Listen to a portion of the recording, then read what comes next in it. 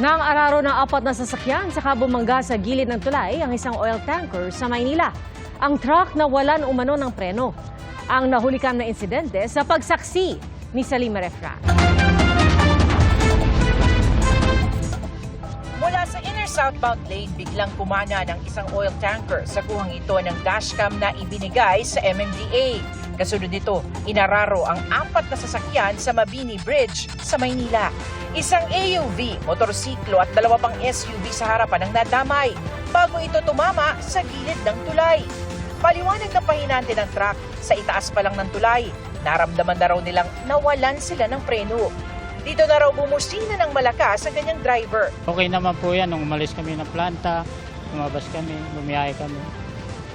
Pag bababa na ako kami, nawala na preno. Kaya yung naisip po ng driver ko, kinabig niya na po ng kanan para may tama kami sa gutter para huminto. Natamaan po namin yung kotse at yung motor. Tatlo ang nasugatan sa disgrasya, kabilang ang rider ng motor. Yung driver ng motorsiklo, dinala naman sa orthopedic. Nagka-fracture ata yung tuhod niya, yung kanan. Ang sakay naman ng tinamaang AUV, swerteng ganos lang ang tinamo. Ito nakita mo, sa likod wasak, sa tagiliran wasak. Yung pwesto ko mismo talaga yun ang wala. Talagang iningatan ako ng Diyos. Sobrang thankful ko talaga sa Panginoon. Kala ko nga katapusan ko na eh. Nagsosorry nga sa akin yung driver. Sabi ko, magpasalamat ka kasi walang namatay. Nasa kustodiya na ng MPD Traffic ang truck driver para sa investigasyon. Mahaharap siya sa mga reklamong reckless imprudence resulting in physical injuries and damage to property.